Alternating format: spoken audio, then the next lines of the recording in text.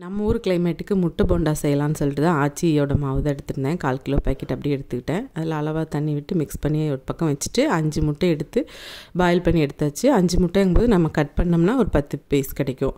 அதுவே இங்கே தாராளம். ஆனால் இந்த கிளைமேட்டுக்கு ஏதாவது சூடாக சாப்பிட்ணும் அப்படின்னு சொல்லிகிட்டே இருந்தாங்கன்ட்டு தான் இது பண்ணிச்சு. என்னென்னா நான் டீப் கடாய் வச்சுருந்தேன்னா முட்டை போண்டாவாக பண்ணியிருப்பேன். நான் சேலோ ஃப்ரை பண்ணுறதுக்கு மாதிரி ஒரு கடாய் வச்சது என்ன ஆயிடுச்சுன்னா எண்ணெய் கம்மியாக தானே இருக்கும். அப்போ முட்டை இப்படி நம்ம கட் பண்ணி போடும்போது உருண்டையாக வராமல் பஜ்ஜி மாதிரி வந்துருச்சு.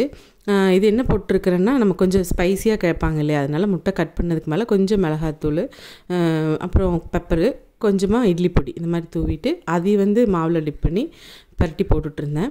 எண்ணெய் காஞ்சுதான்னு பார்த்துட்டு பார்த்தீங்கனாலே தெரியும். நாம் சேலோ ஃப்ரை பண்ணுற மாதிரி இல்லைன்னா ஃபிஷ் பொரிக்கிற மாதிரி எண்ணெய் ஊற்றிக்கிட்டு அதில் முட்டை போண்டா போட்டு முட்டை போண்டா மாதிரி சேஃபில் வரணும்னு நினச்சோம்னா நடக்குமா? அது மாதிரி தான் ஆயிருந்துச்சு. ஆனால் டேஸ்ட் செம்மையாக இருந்துச்சுங்க இந்த கிளைமேட்டுக்கும்.